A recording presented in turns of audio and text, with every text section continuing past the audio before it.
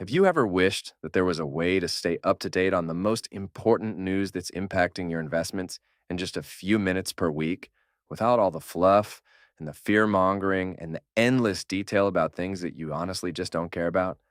Or have you ever wished that there was some easier way to constantly find new investment ideas?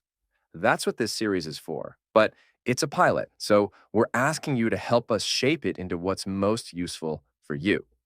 The three main sections that we're considering are a quick review of what's driven the markets over the past week, focused only on the things that really matter, a simple explanation of a related concept, if applicable, and a quick review of the highest and lowest returning ETFs of the week to help highlight some new ideas that you probably didn't know existed.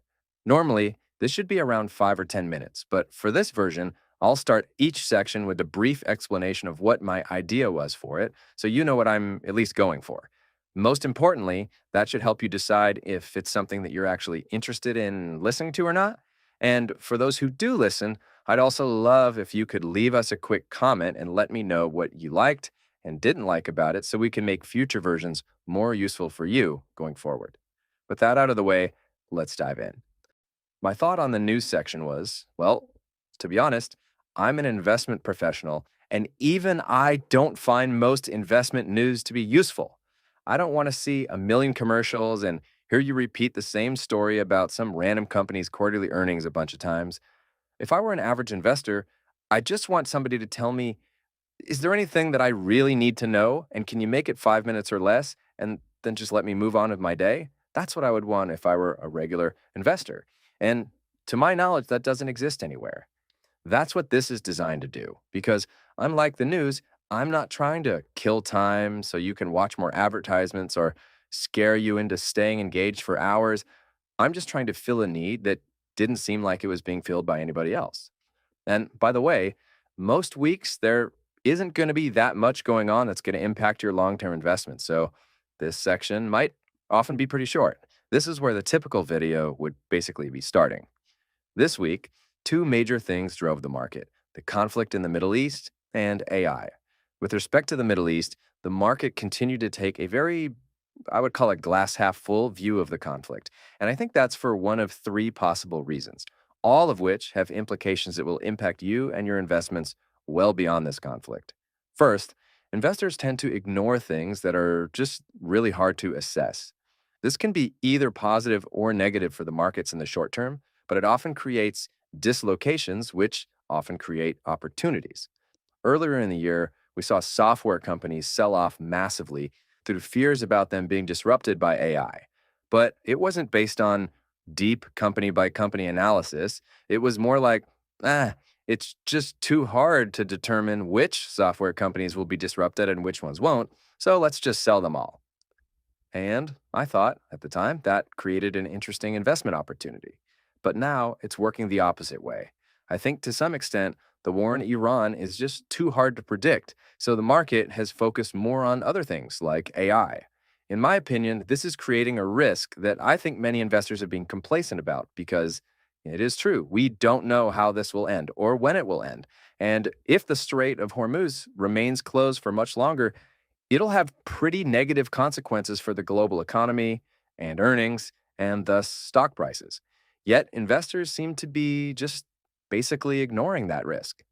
Second, I think a new crop of investors have more or less been trained to always buy the dip, which I think is generally a good thing, but might not always be a good thing. And I won't dive too deep into that here because we went much deeper on that in this recent video. And the third reason investors are taking a glass half full view is what I would just basically call biased news.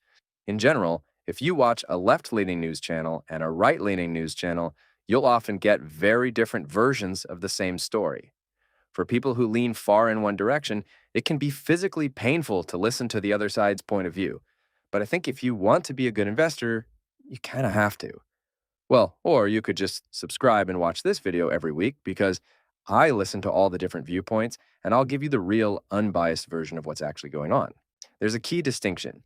Voting is about what you think should happen, but investing is about what you think will happen, and a complete picture will help you get a much better sense of that. In this particular crisis, the one-sided nature of the news that we're consuming is even more extreme than usual because we don't have 50% of the country watching Iranian news like we do with both the right and the left-leaning news channels. So now we're really just getting one side of the story, the American side.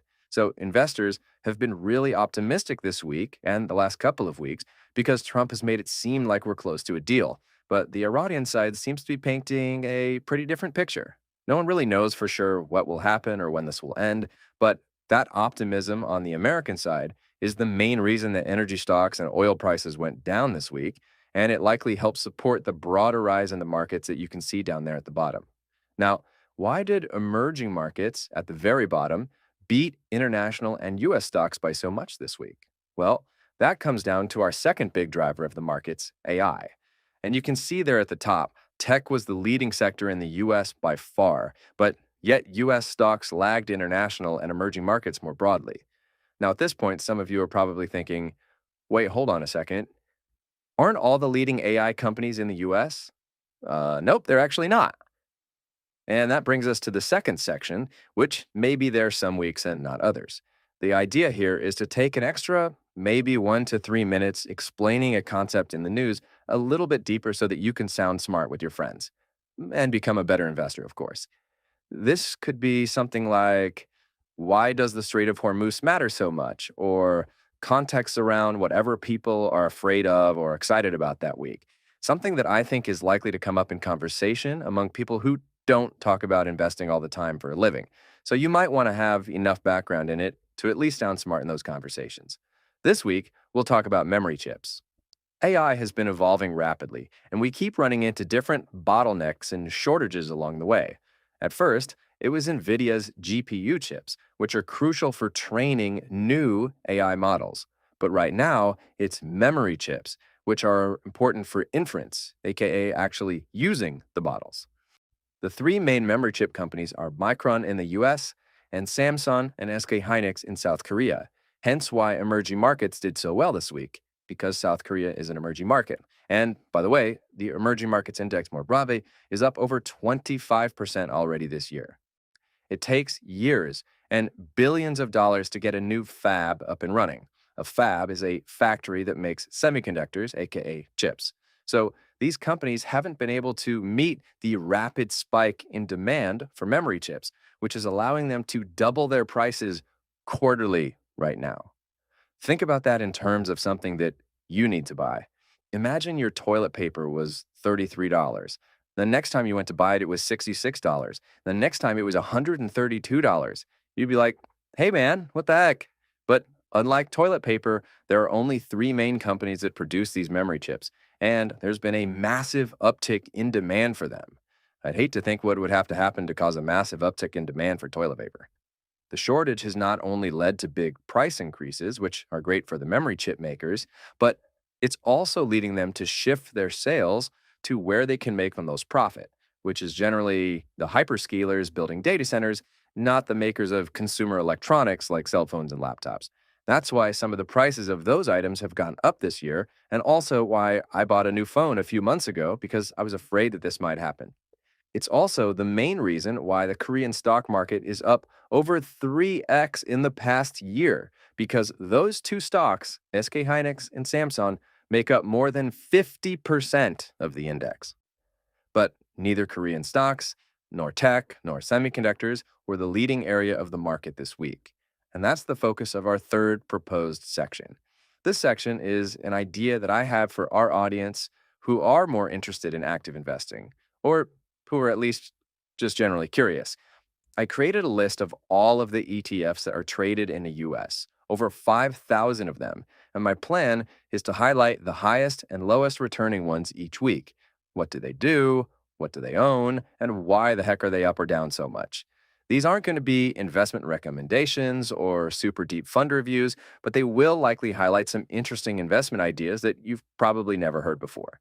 And by the way, the ETFs that I cover may not be the exact highest and lowest returning ones of the week because some things just won't be that useful to cover, like leveraged ETFs, single stock ETFs, the same thing I covered the week before, but I think it'll be much more useful this way.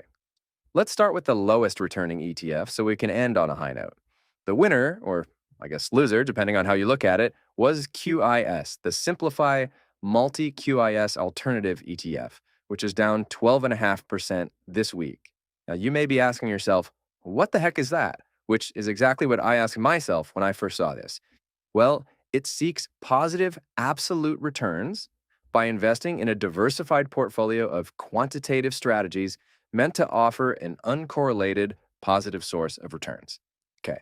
In human nodal terms, basically what that means is it's supposed to go up regardless of what other things in the market are doing. And it's gotten that half right. Its returns don't appear to be correlated with other things in the market like stocks or bonds, but since the beginning of 2025, it's pretty much gone down regardless of what other asset classes are doing, not up. Now, sometimes the worst performing ETF will be an interesting investment idea for deep value investors like me. Things sometimes sell off based on short term fears and then recover nicely as the fears subside. But this is not one of those cases. I don't know what's gone wrong for this one, but with a track record like that and a 1.21% expense ratio, not sure it's worth another second of my time or yours to find out. The highest returning ETF of the week should be more interesting, though. That was JEDI, great ticker, by the way, the Defiant Drone and Modern Warfare ETF, up over 24% in a week. Other drone related ETFs also did well, with DRNZ, which I own a small position in, by the way, going up about 20%, and BZZ going up about 16%. Basically, what happened was the US government came out and said they were considering taking stakes in some drone companies. Sure, this could be a one time boost to any drone company that gets an investment, assuming it's at a higher valuation than their current valuation. So I suppose that's positive.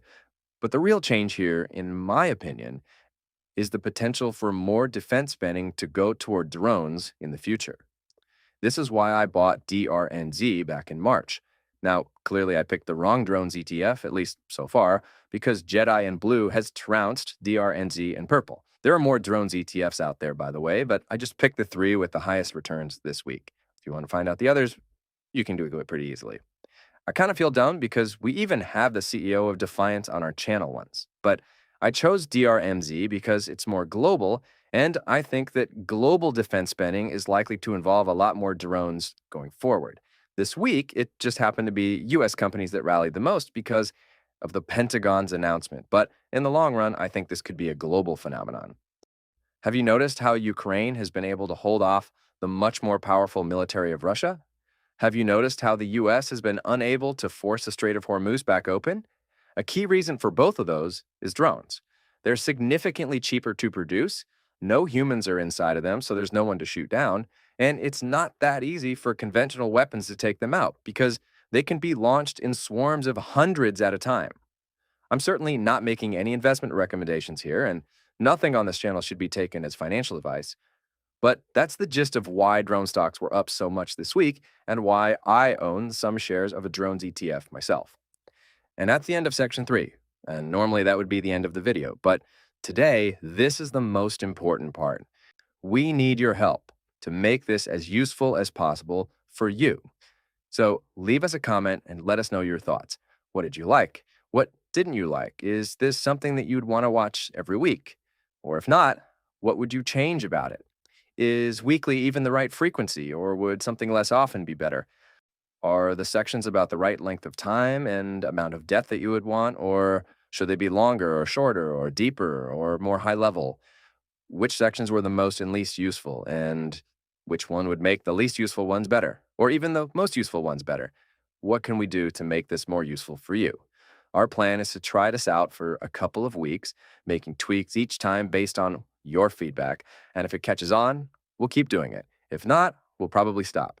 It's not like I don't have better things to do on my Saturdays, to be frank, but I'm willing to spend many hours each Saturday making these videos if you all find them really useful. So please leave us a comment and let us know how we can do that. Thank you so much in advance for your comments, and we will definitely look forward to seeing you in the next one.